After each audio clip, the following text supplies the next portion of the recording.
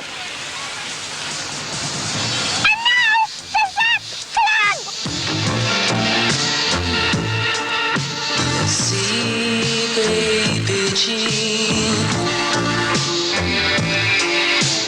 Living in a dream. Escape is a thing you have to do. I ask of you, I beg of you, time to be true to you.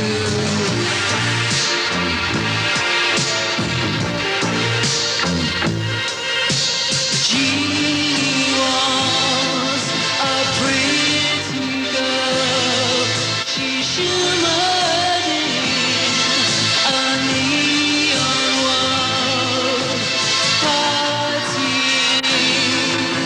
She would go suitor's trail, turn to pale, see the dream. Living in a dream, escape is a thing you have to do. I ask of you, I beg of you, time to be true to you.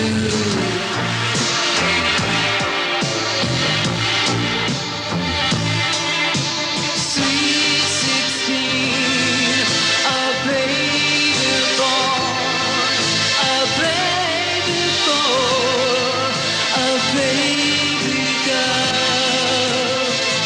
Seduction, the ancient snare, a twist of fate. She learned too late.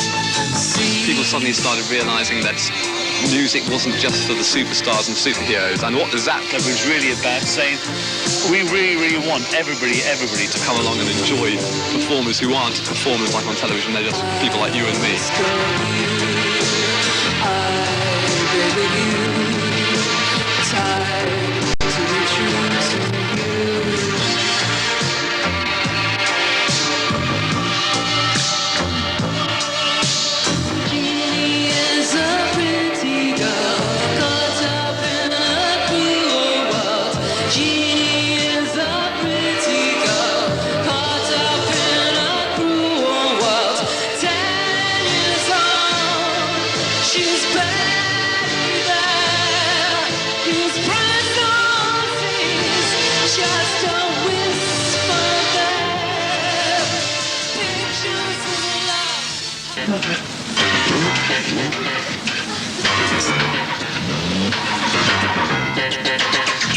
We were particularly interested in taking what's called live art, taking sort of quite difficult things and bringing them to a wide public.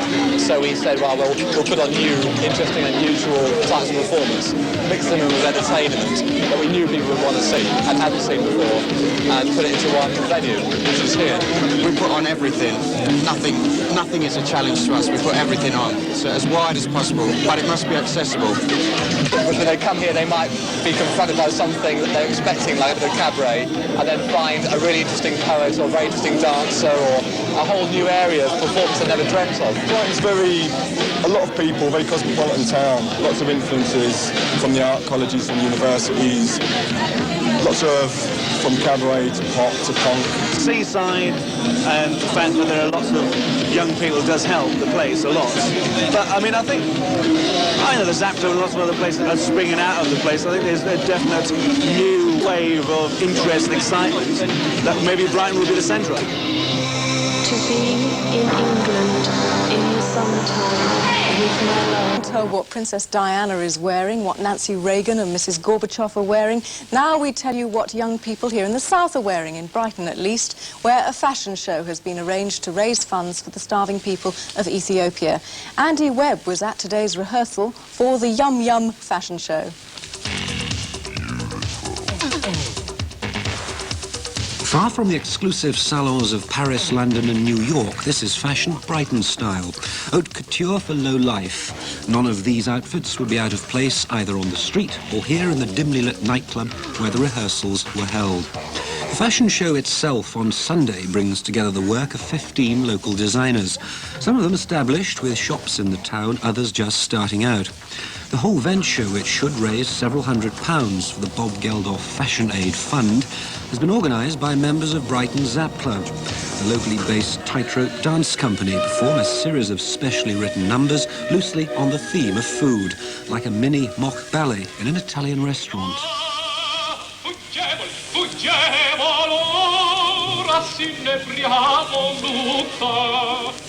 If there's one rule in fashion nowadays, it seems to be that there are no rules. Though some would say there should be certainly less nostalgia. They're redoing a lot of the 60s stuff and, you know, everything is in, you know, at any time, but I'm not quite sure I'm really into too much of that. You know, I'd rather see an advance in, like, cutting and, you know, fabric technology than going back to the 60s or whatever area they just choose, and the hippie era. I mean, I think that's had its day. It's going back over old ground, you say? Yes, and it just doesn't look good, you know, these flares and God knows what else. Have you ever wanted, you see a public figure, ever wanted to sort of get hold of them and dress them, change their appearance totally? Yeah. I'd like to dress Tony Benn. Yeah, in that shirt. What would he wear? I think he'd wear the sort of like, you know, the pink satin coat, actually. The leader probably of conventional fashion for most people in this country would, of course, be Princess Diana. What do you think of the way she... Very nice, very nice. Yeah, a lot of her outfits, especially Jasper Conran and that sort of stuff, and her hats, classic look. That hardly resembles the kind of thing you're wearing, that, isn't it? Certainly not, but then I don't imagine her wearing this, really. I don't think many people are actually committed to the way they dress now. I think people can get very casual, and also, you know, it's not... You do what they like. Yeah, they do what they like. I mean, one day they do wear something casual. Dress up and dress down.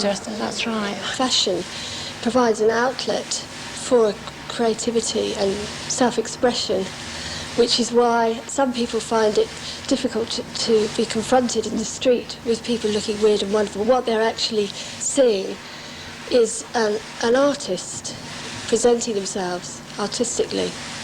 Well, you're hoping to raise quite a bit, aren't you, for Ethiopia? How much?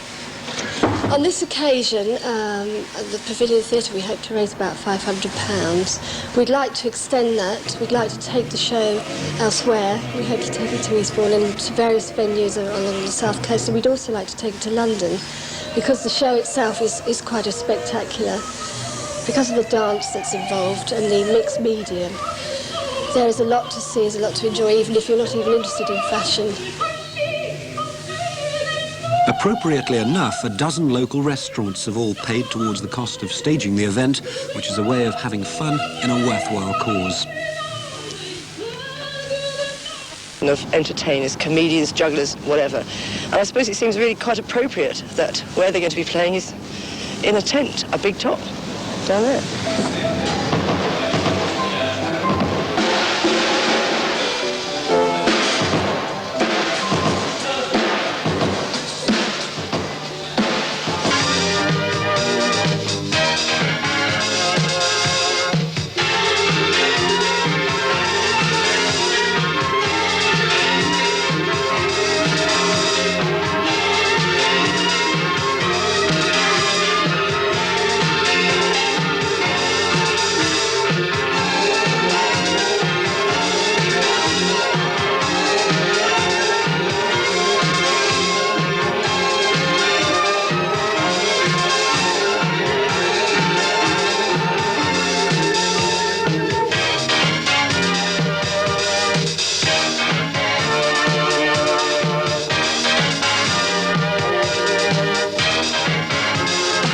Can you get with it? Can it become a sort of a huge phenomenal success? Oh, I think so, yeah. What, the cabaret and performance in general? Yes, I think so. I think that people want to go out a lot now. I think that the video thing has not had its day, but certainly people do want to get out and see live performance. I think what we've found is happening, a lot of audiences are coming in and then they tell their friends and it develops and now a lot of the performers who work with us are getting television and it sort of escalates in itself. So I think for solo performers or people like the Wigglers, I think there's always work around the country. I was going to ask you that, yes. I mean, can you sort of survive reasonably well on an act like the Wigglers? You can't. The only way you can really survive if you have a group of more than there's 4 of us, 3 dancers and a musician, and it'd be difficult to live off that. I think if you're a soloist, it's quite easy. I mean, a lot of people, like Ian, who's not here at the moment, he can make a living as a solo performer, doing live work. It's very difficult, I think, for theatre groups and for dance groups, unless they get a lot of support, or unless they get a lot of television. It's sold out. In fact, could have sold out twice or 3 times over. Slammed, you might say, to the tent pegs. If 600 people can sit in an unheated tent on wooden benches and have a really good time, then I think it must prove that live entertainment certainly is very healthy.